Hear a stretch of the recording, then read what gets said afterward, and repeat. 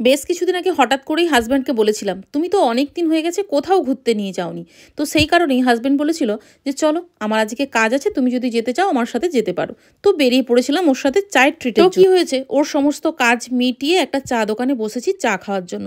সেখানে অনেকজনই জড়ো হয়েছে। তাদের মাঝখানে দু বন্ধুর মধ্যে অনেক কথোপকথন হচ্ছিল, যেই কথাগুলো আমরা কিন্তু পাশে বসে শুনতে পাচ্ছিলাম। আর ছেলে দুটোর খুব বেশি বয়স হবে না, হয়তো 17-18 বছর বয়স হবে। তো যাই হোক, একজন আরেকজনকে জিজ্ঞাসা করলো, কিরে কেমন মাল কামাইলি? আরে আমি তো 7 দিনে 19 লাখ কামিয়ে নিয়েছি। পাশে বসে থাকা বন্ধু গর্ব করে বলল, আমি 6 দিনে 13 লাখ কামিয়েছি। তাই তাহলে তো আমি বেশি লুট করেছি বল?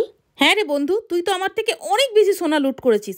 আমি তো রাত 12টার পর হামলা দিয়ে সব লুটপাট করে নেব। ওদের এই কথাগুলো শুনে আমরা ছাড়াও পাশাপাশি যারা ছিল সবাই তো একেবারে হাঁ করে ওদের দিকে তাকিয়ে রই। 2-4 জন মিলে ওদেরকে ধরে মারতে যাবে এমত অবস্থায় একজন বললো ওদেরকে না মেরে পুলিশের হাতে তুলে। ছেলেগুলো অনেক হাত জোড়ো করে বোঝানোর চেষ্টা করেছিল, আরে ভাই আপনারা আমাদের কথাটা তো শুনুন।